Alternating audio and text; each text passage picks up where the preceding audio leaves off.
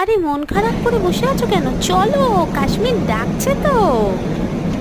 আনন্দ করো প্রতিটা মুহূর্ত, যতটা পারো আনন্দ করো।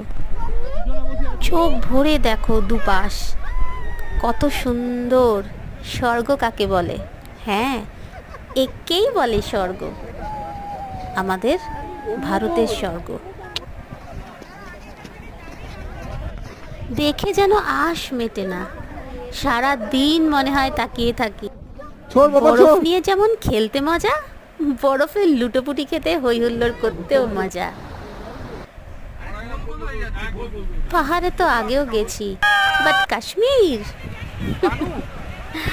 অসাধারণ। আমরা গুড মর্নিং।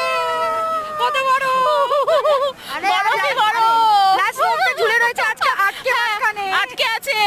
ভাগ্যিস আমরা নেমে গেছি।